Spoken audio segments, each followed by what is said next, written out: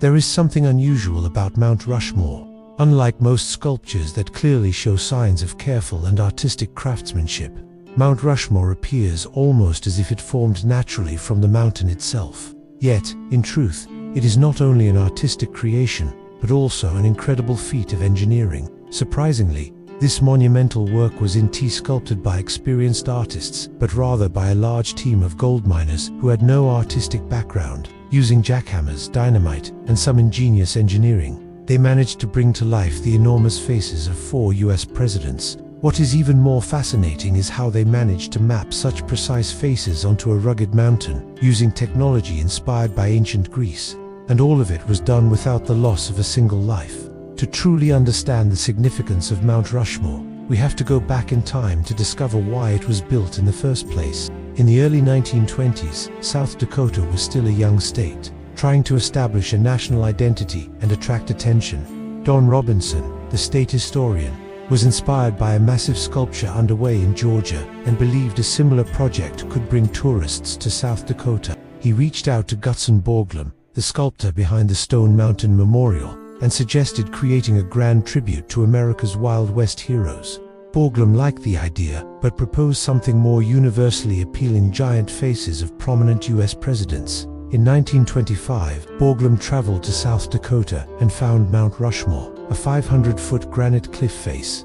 He instantly recognized it as the perfect canvas for his project. With the location secured, Borglum began examining photographs of the presidents and produced a 1/12 scale model. However, he now faced the enormous challenge of translating this small model into a giant sculpture carved into solid rock.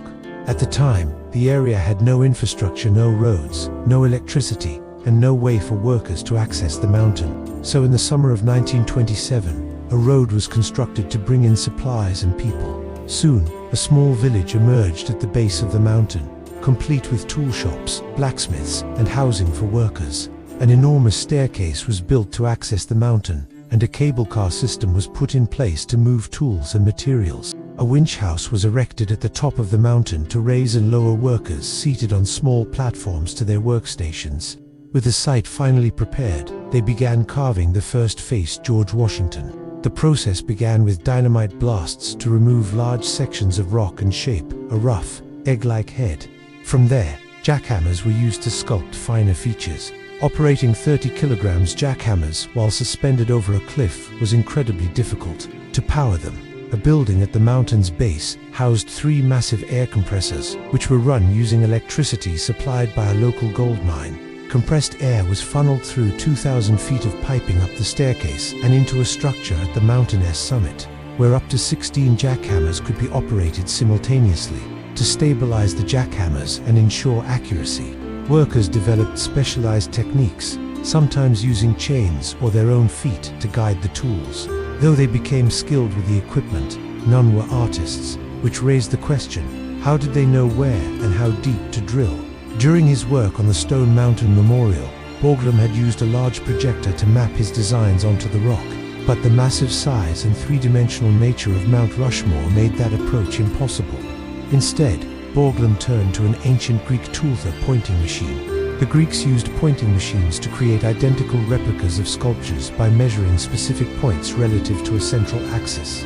Borglum adapted this technique for his mountain-sized project. He created a metal arm with a weighted point that swung around a fixed axis, which could measure a point's angle, horizontal distance, and vertical distance from a reference spot on the model. By multiplying each measurement by 12, he could transfer the coordinates from the scale model directly onto the cliff. To implement this, he built a giant pointing machine on Mount Rushmore itself. This allowed workers to mark thousands of precise points on the mountain, guiding them on exactly where and how deep to carve. Rather than sculpting entire features all at once, the workers would drill a honeycomb of holes close together, then chisel away the stone between them. This technique allowed them to create detailed forms with consistency and accuracy. Workers spent 8-hour days dangling over a 500-foot drop, earning just 50 cents an hour. Yet their dedication and teamwork paid off. George Washington's head was eventually completed, and the team turned to fine-tuning the sculpture's details. One of the most challenging aspects of the sculpture was the eyes. In classical sculptures, eyes often appear flat and lifeless due to their smoothness. Borglum wanted the Mount Rushmore eyes to look reflective and alive from a distance. To achieve this, he carved deep shadows into the eye sockets and left a square block of stone in the center of each pupil to mimic a reflective glint. It was a risky process, as the unsupported stone could break off, but the effect was visually stunning.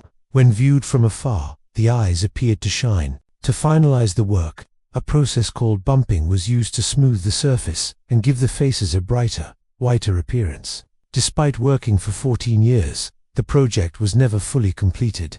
Borglum's original plan included carving the figures down to their waists and constructing a decorative tomb behind the sculpture, which was only partially started. The outbreak of World War II diverted funds and attention away from the project, and Borglum passed away just a few years later. Though incomplete, Mount Rushmore fulfilled its purpose. It brought global attention to South Dakota and became an enduring symbol of American history and ingenuity.